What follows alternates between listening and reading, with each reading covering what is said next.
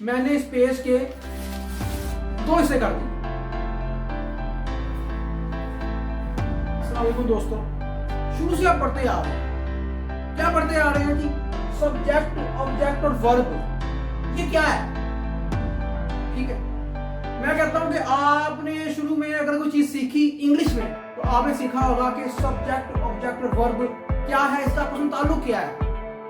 तो जब भी आप इंग्लिश की ग्रामर सीखते हैं तो सबसे पहले आप सब्जेक्ट, ऑब्जेक्ट, वर्ब को सीखते हैं। आप में से वो लोग जिनको सब्जेक्ट, ऑब्जेक्ट और वर्ब का नहीं इल्म, आज उनको इल्म होगा कि ये काफी आसान है, हमें आया ही नहीं। और वो जिनको ये सब्जेक्ट, ऑब्जेक्ट, वर्ब आता है वो महसूस कर रहे हैं ये तो काफी आसान था, हमने इसको सीखने में काफी टाइम लगा दिया। आज की वीडियो पूरी वाच करनी है। इस वीडियो में बताऊंगा मैं आपको कि सब्जेक्ट, ऑब्जेक्ट और वर्ब को अगर आपने आसानी से सीखना है तो किस तरह सीखना है आपको। अब शुरू करते हैं इसको। अब देखिए जी, मैंने एक पेज लिया, ये पेज है। इसको मैं क्या करता हूँ कि मैंने इसको लिया, आफ्टर दैट मैंने इस पेज के दो हिस्से कर दिए।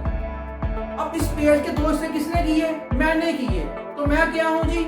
मैं सब्जेक्ट हूं। मैंने इस पेज के दो हिस्से किए, इस पेज पे काम किया मैंने, ठीक है। तो पेज क्या है जी? ये है जी ऑब्जेक्ट।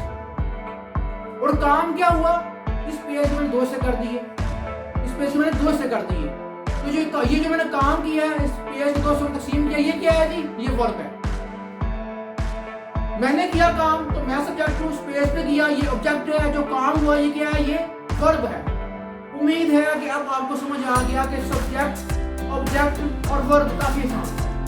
लेकिन अगर आपने नहीं सीखा तो आपने क्या किया? आपको इसे सीखने में काफी टाइम लग गया।